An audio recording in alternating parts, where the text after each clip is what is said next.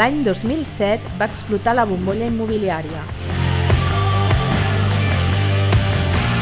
Parlem amb Carme Trilla, patrona de la Fundació i presidenta de l'Observatori Metropolità de l'Habitatge de Barcelona, perquè ens expliqui què va passar i en quina situació ens trobem ara. La política d'habitatge a Espanya, i a altres països també, però aquí, està molt fragmentada en quant a responsabilitats públiques entre l'administració de l'Estat, la de les autonomies i la dels ajuntaments. És un repartiment competencial difícil d'entendre.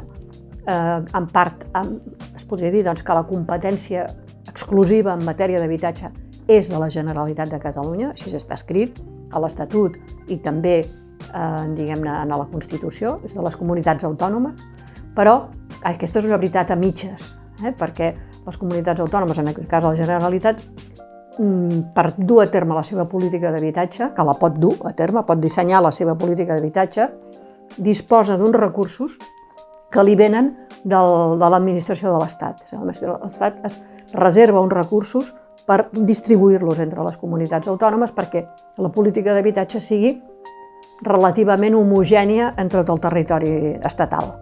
Per tant, tenim uns recursos que ens venen de l'Estat, condicionats per uns paràmetres que marca l'Estat, unes competències exclusives teòriques de la Generalitat i després una execució pràctica de la proximitat amb els ciutadans, de les problemàtiques dels ciutadans, de la gestió de la pròpia política que està en mans dels ajuntaments.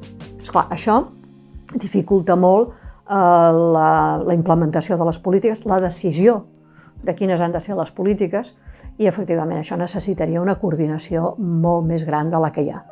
Nosaltres, en un moment determinat, l'any 2007, també, vam aprovar un pacte nacional per l'habitatge que, com a mínim a nivell de Catalunya, intentava aplegar els interessos de tots els operadors, els representants dels municipis, la Federació de Municipis, l'Associació Catalana de Municipis, els operadors privats, amb la Generalitat per crear un corpus de consens sobre les polítiques que s'havien de fer. Aquí el Ministeri no hi era, l'Estat no hi era, però comptàvem amb els recursos de l'Estat. Si no hi ha aquesta coordinació, doncs realment és molt complicat perquè és des del disseny macro de la política fins a la seva concreció més específica amb un ciutadà concret. Això s'hauria d'articular d'una manera molt més ben coordinada del que ho està.